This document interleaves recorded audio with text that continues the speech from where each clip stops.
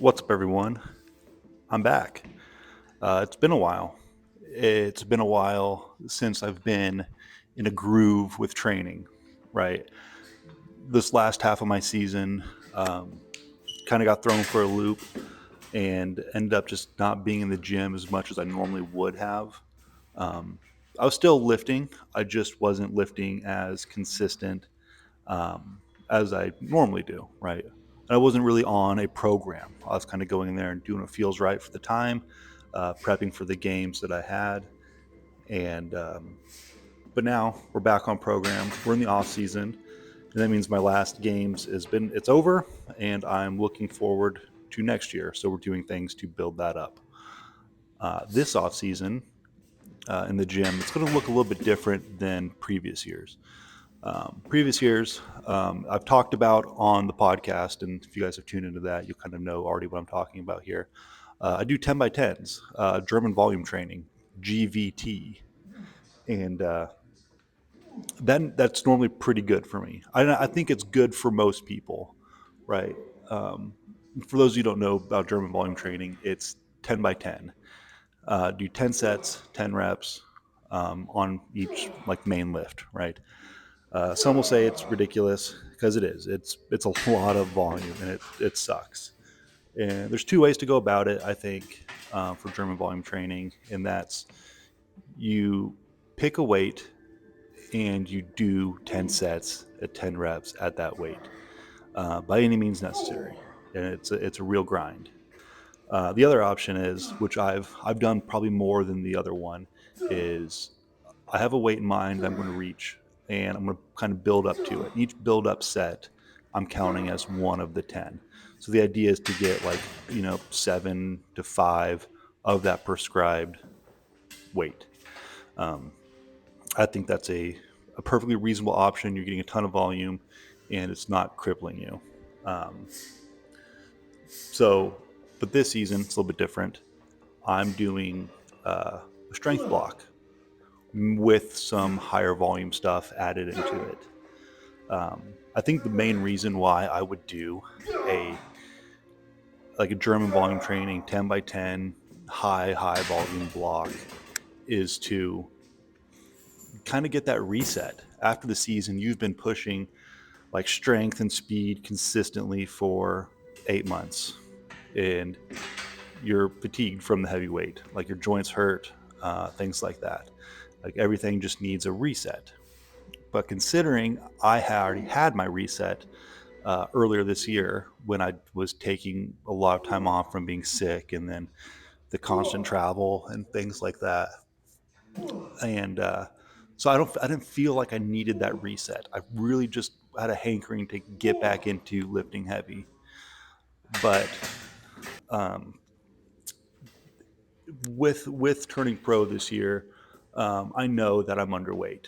I weigh about 240 on a good day, 240 after dinner, right? So like I'm not super heavy. The plan is to pack on some pounds, and I can just sit on the couch and just eat my way to 260, 265, or I can try to put muscle on. And ideally, normally for a normal person, doing sets of five, like threes and fives, like you're not going to pack on the muscle. You'll get strong and you will put on a little bit of muscle, but hypertrophy is king when you're trying to just, build that meat suit. So I'm doing kind of my normal strength block, um, but less intense, right? Normally on my top set of the day, I go for like a rep max, see how much I can do, and I will progress that weight every week. Um, this strength block, it's a little bit different where I'm not pushing that last set. I'm doing the prescribed rep and moving on. And then the next week, if I'm ready, I will move up in weight. If not, I won't. I will continue to work at whatever like weight I've been having until I'm comfortable pushing on to the next weight. Then after my main lifting set of the strength, right? So we're doing, 3x5s, 3x3s, stuff like that. Then I'm going to go for 3 sets of 10. Some would call it like a burnout, like some burnout sets, but like I guess in my mind, I'm not really looking at it as a burnout set. I'm looking at more as like this is hypertrophy work. These are all like dedicated reps. It's not just to fatigue myself. There's a bigger goal in mind, and that's to pack on meat, right? Um, but it has been tough this first week, from really being sporadic in the gym to doing this right now.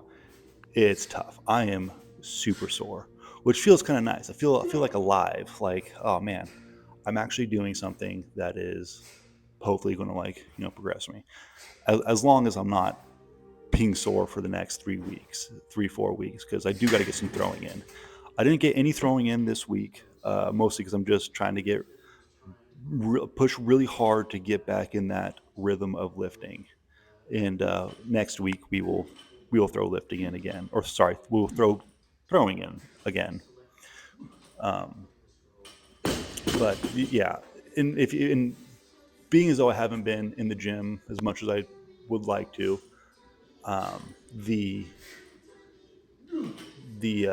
strength is down.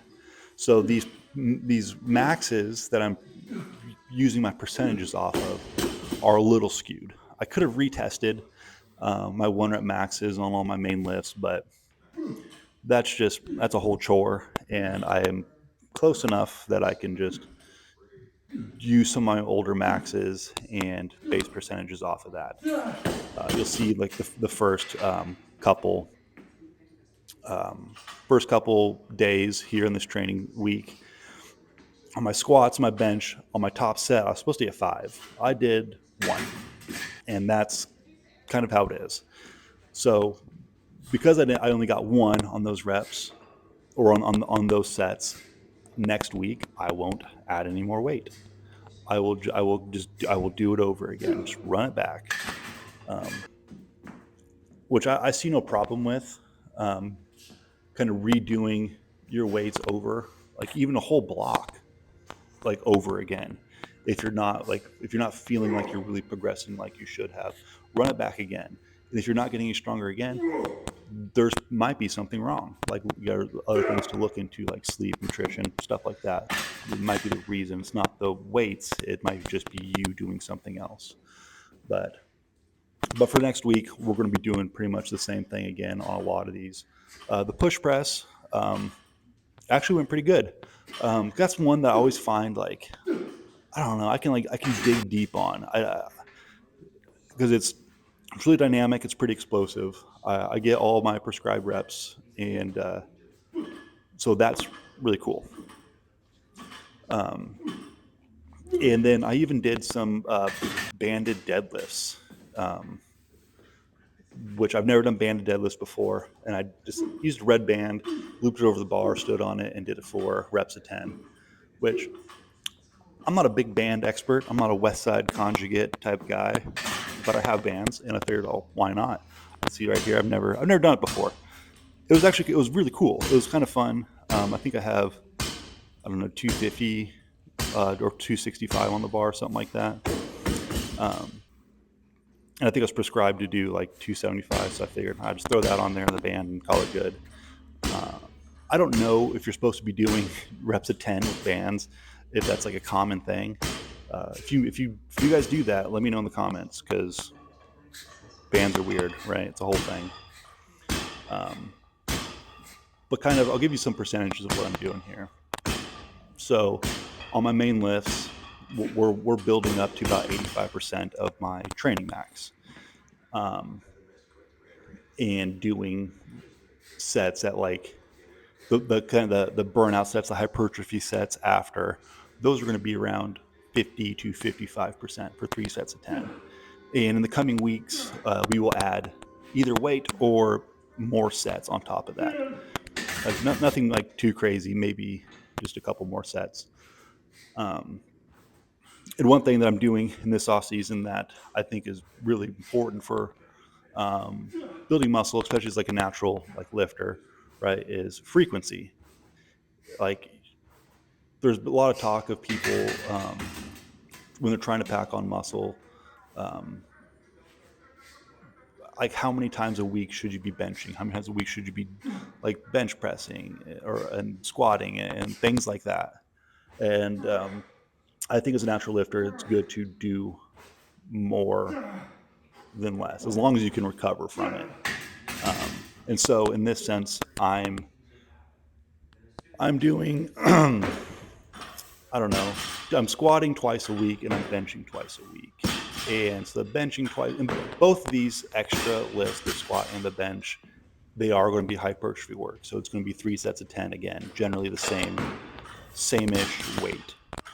And and I'll kind of add them throughout the day or throughout the week. The squat is actually going to be a front squat as well. Just because to switch it up, I could use a safety squat bar again for that second squat day, but I guess change the stimulus a little bit, switch it up. It might be kind of neat. But I haven't front squatted in a while, and man, it was uncomfortable. It sucked. I had to, at my last set, like, I couldn't hold it on my fingers anymore. I had to like squeeze my hands out and do like, I don't know, not a zombie squat, but like we cross over. You'll see. But I got all 10 of those in, and yay for that. But it's brutal. I'm super sore, like I said. That shouldn't last too much longer. Like once I start like getting reacquainted with being like overly active, like I do, maybe even throwing in like 2 days. We'll see, but that's pretty much it. Like I'll let rest of this play out. But yeah, I'm back, dude. Get ready for more videos, more training logs, more throwing logs. Thanks for watching. As always, throw far. God bless.